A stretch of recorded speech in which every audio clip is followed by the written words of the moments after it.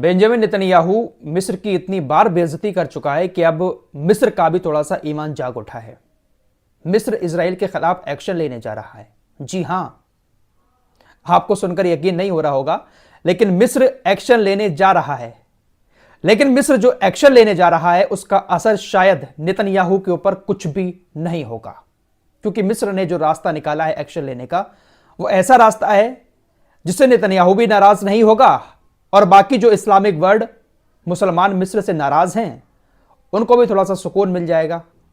उनको भी ये कहने का हो जाएगा कि देखिए मिस्र ने इजराइल के खिलाफ एक्शन लिया। दरअसल मिस्र ने इंटरनेशनल कोर्ट ऑफ जस्टिस में इजराइल के खिलाफ 2 ज्ञापन सौंपे हैं। मिस्र इंटरनेशनल कोर्ट ऑफ जस्टिस में इजराइल के सारे काले कारनामों को रखने वाला है। मिस्र ने जो ज्ञापन सौंपे हैं उसमें बताया गया है कि इजराइल ने जो इतने सालों से फिलिस्तीन के अंदर अवैध काम किए हैं, इलीगल काम किए हैं, उन सारी चीज़ों को हम मौखिक तौर पर इंटरनेशनल कोर्ट ऑफ जस्टिस में इजराइल के खिलाफ रखने वाले हैं। बाकायदा इस बात का ऐलान मिस्र की तरफ से कर दिया गया है। लेकिन क्या आपको लगता है कि इंटरनेशनल कोर्ट ऑफ जस्टिस में इजराइल के खिलाफ मिस्र का यह एक्शन नेतन्याहू के ऊपर कोई असर डाल सकता है? क्योंकि इतना बड़ा केस जब साउथ अफ्रीका ने किया, जो पूरी दुनिया ने लाइव देखा, इजराइल के सारे अपराध दुनिया के सामने आ गए, अदालत ने इजराइल को तुरंत कार्रवाई बंद करने का भी हुक्म दे दिया, लेकिन इसके बावजूद भी नेतन्याहू के कान पर जू तक नहीं रहेगी, तो क्या मिस्र का यह छोटा सा एक्शन इजराइल के ऊपर कोई फर्क डाल सकता है? मिस्र ने यह कदम उठाया, हम उसकी सराहना करते हैं, लेकिन दोस्तों यह कदम भी कहीं ना कहीं मिली भगत के चलते ही उठाया गया है, क्योंकि मिस्र के ऊपर बहुत सारी उंगलियां उठ रही हैं। मिस्र के मुसलमान, दुनिया भर के मुसलमान मिस्र को क्रिटिसाइज कर रहे हैं कि आप तो रफा के बॉर्डर पर हैं, उसके बाद भी आप कुछ नहीं कर पा रहे हैं। तो शायद ये दिखावे के तौर पर लोगों की आवाजों को चुप करने के लिए मिस्र की तरफ से छोटा सा एक बहुत आसान रास्ता इजराइल के खिलाफ अपनाया गया है। क्या कहना है इस मामले पर आप लोगों का? कमेंट बॉक्स में जरूर बताएं। इंटरनेशनल कोर्ट ऑफ जस्टिस की औकात आप सभी लोग अच्छे से देख चुके हैं, कुछ होने वाला नहीं है। दोस्तों शाम मैंने आपको बताया था कि इजराइल के कई सारे नेता रमजान के महीने का इंतजार कर रहे हैं, खासकर कट्टरपंथी बेन गवीर, एक और मंत्री है, युद्ध कैबिनेट मंत्री, उसका बयान आया था कि रमजान के महीने में हम रफा पर हमले करेंगे अगर हमास ने हमारे बंधकों को घर वापस नहीं भेजा।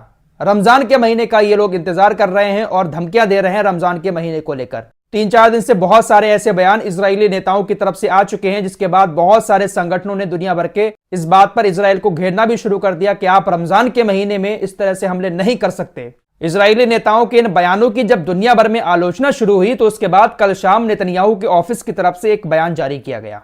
इस बयान में कहा गया कि रमजान में धर्म की आजादी का सम्मान किया जाएगा। अब देखते हैं कि इजराइल कितना मुसलमानों की आजादी का सम्मान करता है। क्या खुलकर मुसलमानों को इबादत करने देगा? गाजा के अंदर तो मस्जिद एक भी नहीं बची है। ज्यादातर लोग मस्जिद अक्सा में जाकर इबादत करते हैं, तरावी की नमाज होती है, लेकिन वहां पर भी प्रतिबंध लगाने की बात बेन गवीर कह चुका है। अब देखने वाली बात होगी कि रमजान के महीने में इजरायली सेना कौन कौन से गुल फिलिस्तीन के अंदर खिलाती है, क्योंकि हर बार रमजान के अंदर पिछले कई सालों से ऐसा होता चला आया है कि हर साल रमजान के महीने में फिलिस्तीन के अंदर इजरायली सेना कुछ ना कुछ कांड जरूर करती है। अस्सलामु अलैकुम, मैं हूं मोहम्मद शुजाउद्दीन। नाजरीन, आप मेरे हाथ में ये जो देख रहे हैं, ये है तकमीली तलबीना। तकमीली तलबीना ताकत, सेहत और शिफा के लिए सुन्नत और तिब्ब नबवी का बेहतरीन नुस्खा है। अगर आप अपने इलाके में तकमीली तलबीना का बिज़नेस करके गारंटी के साथ हर महीने 15 से 25 हज़ार रुपये तक कमाना चाहते हैं, तो अभी इस नंबर पर कॉल करें 9890963757। मेरी अपनी कंपनी है Takmeeli food products private limited, Malegaon, India. खबर गाजा के अल नासिर हॉस्पिटल से आ रही है। अल नासिर हॉस्पिटल में पिछले 3-4 दिनों से इजरायली सेना ने लाइट की सप्लाई पूरी तरह से ठप कर दी है, जिसके चलते हुए बहुत सारे लोगों की मौत की खबर सामने आई है। लाइट ना होने की वजह से अल नासिर हॉस्पिटल में कई सारे लोगों की मौत हो गई है। लाइट की बात चली है तो यह खबर आपको इजराइल की भी बता देता हूं। इजराइल का जो हाइफा है, अश्कलौन है, किरियत शामोना है, इन सारे इलाकों में पिछले 24 घंटे से बिजली ही नहीं है। 1,20,000 परिवार अंधेरे में रह रहे हैं। जो पावर प्लांट था वो काम नहीं कर रहा है। क्या हुआ है इस पावर प्लांट में अभी तक कुछ समझ नहीं आ रहा है। फिलहाल ऐसे कयास लगाए जा रहे हैं कि हिजबुल्लाह ने जो हमले किए हैं, उस हमले की वजह से ये पावर प्लांट खराब हुआ है। फिलहाल 24 घंटे से ज्यादा का वक्त हो चुका है, पूरे के पूरे शहर अंधेरे में डूबे हुए हैं। हिजबुल्लाह की बात चल रही है तो एक खबर हिजबुल्लाह की और बता देता हूं। हिजबुल्लाह ने लेबनान के बॉर्डर से जो हमले किए हैं, आपको पहले बता चुका हूं कि बहुत सारे लोग यहूदी जो हैं उस बॉर्डर के अपने अपने घरों को छोड़कर भाग चुके हैं। तकरीबन 2 लाख यहूदी उस बॉर्डर को छोड़कर दूसरी जगहों पर जाकर रह रहे हैं। इजरायली मीडिया की रिपोर्ट सामने आई है जिसमें कहा गया है कि किरियत शामोना के 3000 लोग ऐसे हैं जो वापस अपने घरों में नहीं आना चाहते हैं। और ये लोग वापस इसलिए नहीं आ रहे हैं क्योंकि इनका मानना ऐसा है कि हिजबुल्लाह अंदर अंदर सुरंगें बना रहा है। किरियत शामोना शहर के नीचे हिजबुल्लाह सुरंगें बना रहा है, इसलिए कभी भी यहां पर कुछ भी हो सकता है। हम अपने घरों पर वापस नहीं आएंगे, हम कहीं और रहने लगेंगे। तो क्या वाकई में हिजबुल्लाह अंदर अंदर सुरंगें बना रहा है और इजराइल को कुछ पता भी नहीं चल रहा है? इसी से जुड़ी एक खबर आपको और बता देता हूं। हिजबुल्लाह के हमलों के बाद जो लोग अपने घरों को छोड़कर भागे हैं, बहुत दिन पहले मैं आपको बता चुका हूं, कोई होटल में रह रहा है, कोई कहीं पर रह रहा है, कोई कहीं रह रहा है। तो जो लोग होटल के अंदर रुके हुए हैं, खासकर महिलाएं उसमें, उन लोगों के साथ होटल के लोग यौन उत्पीड़न कर रहे हैं। इजराइल के होटलों में लेबनान के बॉर्डर से भागकर आए नाबालिगों का यौन उत्पीड़न किया जा रहा है। बाकायदा ये रिपोर्ट इजरायली मीडिया की तरफ से दिखाई गई है। और ये लोग लगाते हैं हमास के ऊपर आरोप कि हमास ने हमारी महिलाओं के साथ ऐसा किया वैसा किया। आज तक एक भी महिला सामने नहीं आई जिसने ये कहा हो कि हमास ने 7 अक्टूबर को हमारे साथ बलात्कार किया था। पुलिस ढूंढ ढूंढ कर थक गई, एक भी एविडेंस ऐसा नहीं मिला है अभी तक 7 अक्टूबर का। दोस्तों, बड़ी खबर सीरिया से आ रही है।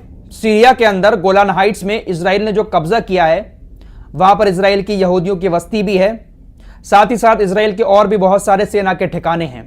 खबर आ रही है कि रूस की सेना इजरायली ठिकानों के करीब अपने सैन्य अड्डे बना रही है। रूस की सेना के अड्डे सीरिया के अंदर हैं। रूस का एयर डिफेंस सिस्टम भी सीरिया के अंदर तैनात रहता है। तो रूस अब उन जगहों पर अपने सैन्य ठिकाने बना रहा है जहां पर इजराइल के बहुत सारे अड्डे बने हुए हैं। अब इसके पीछे क्या मकसद है रूस का, यह तो आने वाले वक्त में पता चल जाएगा। लेकिन रूस इस वक्त अंदर अंदर बहुत कुछ कर रहा है। 26 फरवरी को उसने हमास के लीडर और तमाम फिलिस्तीन के जो संगठन है उनके लीडर को इनवाइट किया है रूस के अंदर। क्या बातचीत होगी ये तो 26 फरवरी के बाद ही पता चलेगा। लेकिन रूस काफी ताकत के साथ दुनिया के सामने आ रहा है। बड़ी खबर स्पेन से आ रही है। स्पेन के प्रधानमंत्री ने एक बार फिर इजराइल को बड़ा झटका दिया है। बहुत दिन पहले आपको बता चुका हूं कि स्पेन ने इजराइल को हथियार देने से मना कर दिया है। अब खबर आ रही है कि इजराइल की जो भी कंपनियां स्पेन के अंदर चल रही थी, उन सारी कंपनियों के लाइसेंस स्पेन ने रद्द कर दिए हैं। स्पेन अब इजराइल के साथ नहीं है। स्पेन बहुत टाइम से इजराइल को बहुत सारे बड़े बड़े हथियार भेजता था, लेकिन अब स्पेन ने कहा है कि हमारे हथियारों का इस्तेमाल इजराइल गाजा में बच्चों को, महिलाओं को मारने के लिए कर रहा है, लिहाजा हम इस पर तुरंत प्रतिबंध लगाते हैं। फिलहाल इस रिपोर्ट में इतना ही। खबरें लगातार आ रही हैं, चैनल को सब्सक्राइब करके आप लोग हमारे साथ जुड़ सकते हैं। मिलते हैं एक और नए वीडियो के साथ, तब तक के लिए अपना ख्याल रखिए। अल्लाह हाफिज।